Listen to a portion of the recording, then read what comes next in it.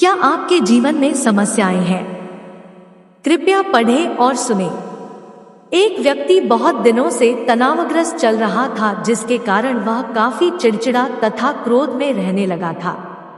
वह हमेशा इस बात से परेशान रहता था कि घर के सारे खर्चे उसे ही उठाने पड़ते हैं, पूरे परिवार की जिम्मेदारी उसी के ऊपर है, किसी ना किसी रिश्तेदार का उसके यहाँ रोज आना जाना लगा ही रहता है, उसे बहुत ज्यादा खर्च करना पड़ता है, आदि आदि। इन्हीं बातों को सोच सोच कर वह अक्सर काफी परेशान रहता था। अपने बच्चों को अक्सर डांट देता था तथा अपनी पत्नी से भी ज्यादातर उसका किसी न किसी बात पर झगड़ा होता रहता था। इसी तरह समय गुजरता गया। एक दिन उसका बेटा उसके पास आया और बोला, पिताजी मेरा स्कूल का होमवर्क करा दीजिए प्लीज। वह व्यक्ति पहले से ही तनाव में था, इसलिए उसने बेटे को जोर से डांट कर भगा दिया।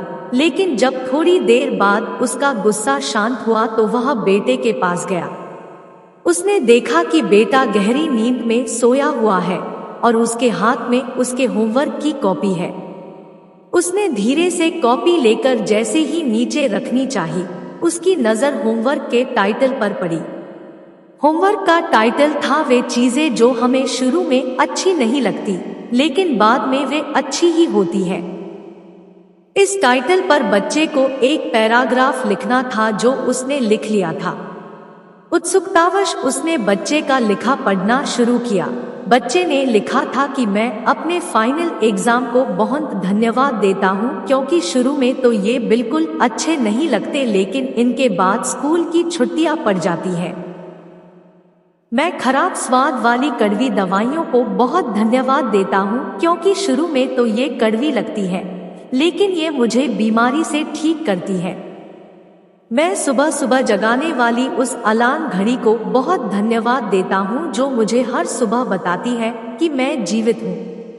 मैं ईश्वर को भी बहुत धन्यवाद देता हूँ, जिसने मुझे इतने अच्छे पिता दिए, क्योंकि उनकी डांट मुझे शुरू में तो बहुत बुरी लगती है, लेकिन वो मेरे लिए खिलौने लाते हैं, मुझे घुमाने ले जाते हैं और मुझे अच्छी अच्छी चीजें खिलाते हैं।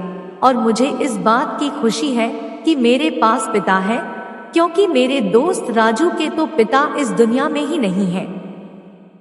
बच्चे का होमवर्क पढ़ने के बाद वह व्यक्ति जैसे अचानक नींद से जाग गया हो। उसकी सोच बदल सी गई। बच्चे की लिखी बातें उसके दिमाग में बार बार घूम रही थी, खासकर वह अंतिम वाली लाइन। उसकी नींद उड़ गई थी। फिर वह व्यक्ति थोड़ा शांत होकर बैठा और उसने अपनी परेशानियों के बारे में सोचना शुरू किया।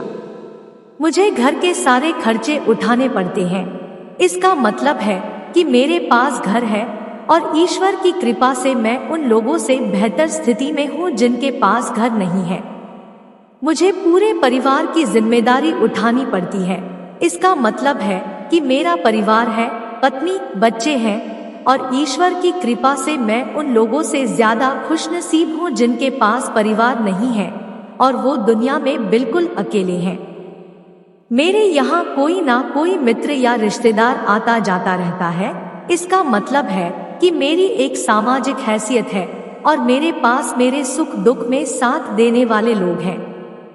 मैं बहुत ज्यादा खर्च करता हूँ, इसका मतलब है कि मेरे पास अच्छी नौकरी है और मैं उन लोगों से बेहतर हूँ जो बेरोजगार हैं या पैसों की वजह से बहुत सी चीजों और सुविधाओं से वंचित हैं। हे मेरे भगवान, तेरा बहुत बहुत शुक्रिया, मुझे माफ करना, मैं तेरी कृपा को पहचान नहीं पाया। इसके बाद उसकी सोच एकदम से बदल गई। उसकी सारी परेशानी, सारी चिंता एकदम से जैसे खत्म हो गई। वह एकदम से बदल सा गया। वह भागकर अपने बेटे के पास गया और सोते हुए बेटे को गोद में उठाकर उसके माथे को चूमने लगा और अपने बेटे को तथा ईश्वर को धन्यवाद देने लगा। दोस्तों, हमारे सामने जो भी परेशानियां हैं, हम जब तक उनको नकारात्मक नजरिए से देखते रहेंगे, तब तक हम गंभीर परेशानियों से घिरे रहेंगे। लेकिन जैसे ही हम उन्हीं चीजों को, उन्हीं परिस्थितियों को सकारात्मक नजरिए से देखेंगे, हमारी सोच एकदम से बदल जाएगी हमारी सारी चिंताएं, सारी परेशानियां, सारे तनाव एकदम से खत्म हो जाएंगे और हमें मुश्किलों से निकलने के नए नए रास्ते दिखाई देने लगेंगे। ऐसे ही और वीडियो के लिए हमारे चैनल को सब्सक्राइब करें और वीडियो को लाइक करें। धन्यवाद।